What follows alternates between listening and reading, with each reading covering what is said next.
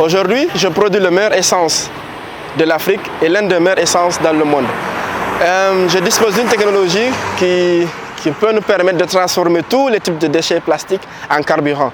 Aujourd'hui, je viens vous parler parce qu'il faut vraiment qu'on agisse. Je ne sais pas si l'un de vous voit un peu la situation dans laquelle le pays se trouve. Je vous donne un exemple. Aujourd'hui, beaucoup de cultivateurs perdent des dizaines d'hectares à cause, c'est-à-dire faute de manque de carburant pour alimenter leurs pompes, pour leur permettre d'arroser, d'irriguer leurs plantations. Et vraiment, à regarder cela, ça me donne des larmes aux yeux. Ça me fait mal au cœur.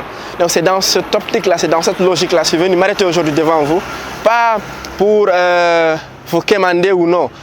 En tout cas, moi, je produis pour ma famille, je produis pour moi-même. Je n'ai pas besoin aujourd'hui d'acheter le carburant. Mais vu cette fibre patriotique qui m'anime un peu, c'est-à-dire je ne peux pas voir ces citoyens-là, mes parents-là souffrir à l'intérieur du pays sans vraiment pouvoir les aider, alors qu'aujourd'hui j'ai une technologie qui peut les aider.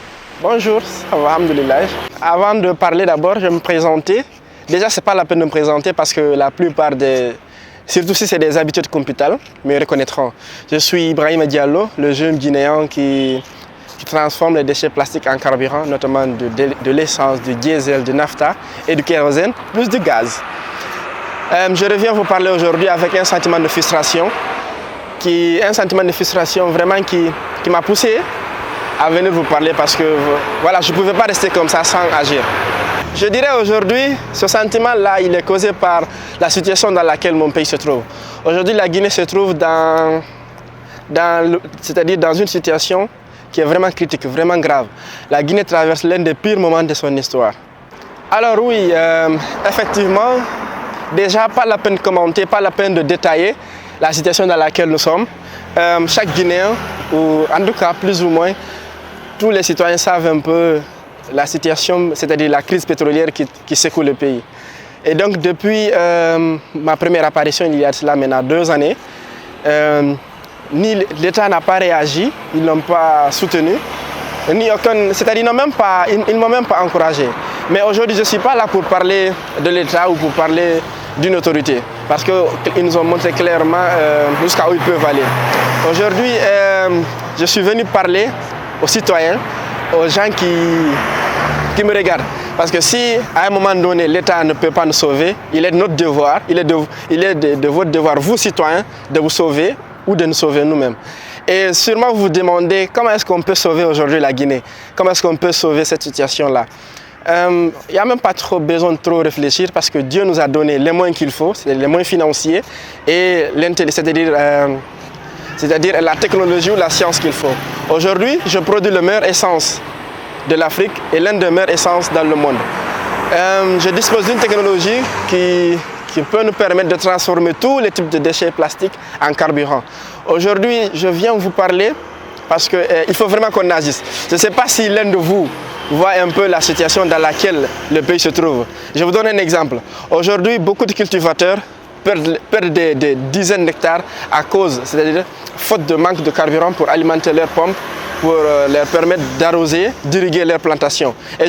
Et vraiment, à regarder cela, ça me donne des larmes aux yeux. Ça me fait mal au cœur. Donc c'est dans cette optique-là, c'est dans cette logique-là, je suis venu m'arrêter aujourd'hui devant vous, pas pour vous quémander ou non.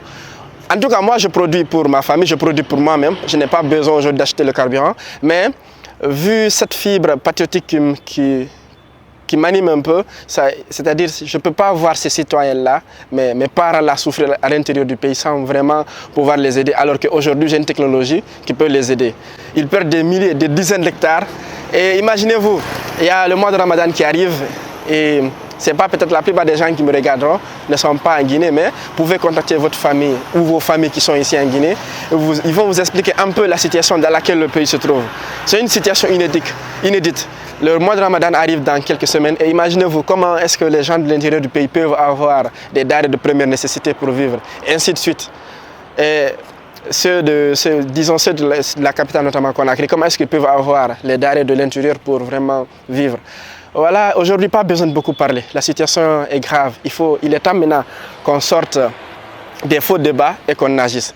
J'ai la technologie qu'il faut et les gens, ils ont les moyens qu'il faut. Et je ne suis pas là aujourd'hui pour vous parler, pour créer une entreprise. Je suis là aujourd'hui dans le bénévolat pour vraiment aider les personnes.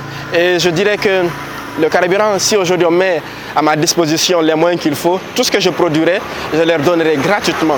Ou disons, je leur vendrai le carburant à 2000 ou à 3000 parce que voilà, pour produire ce carburant-là, il me faut du plastique.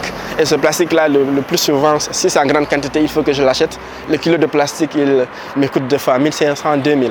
Et donc, je suis prêt vraiment à vendre ce carburant-là gratuitement pour ces cultivateurs-là.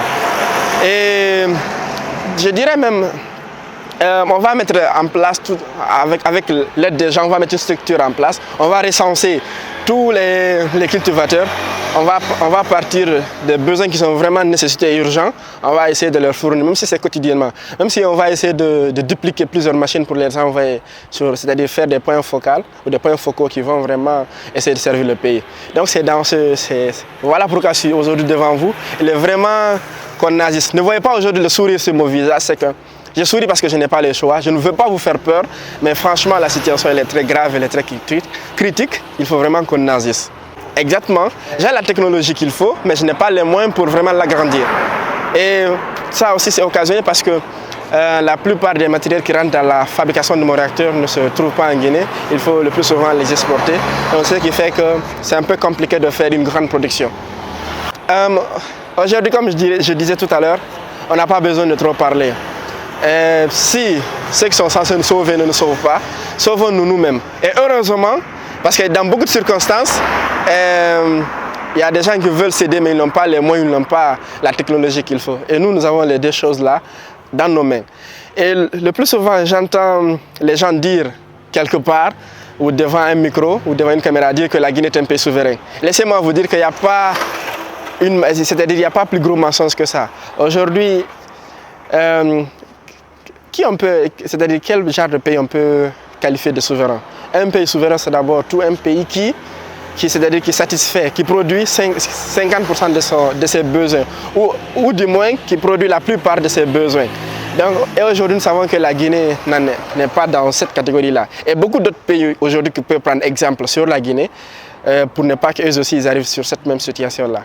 Donc, en gros, je vais couper court pour dire qu'il faut vraiment qu'on agisse et sortir des faux débats, vraiment, parce que tout ce qui ne lie pas le vrai développement, ce n'est que des faux débats. Aujourd'hui, on n'a pas besoin de prendre le pouvoir ou pour occuper un poste de responsabilité pour vraiment aider.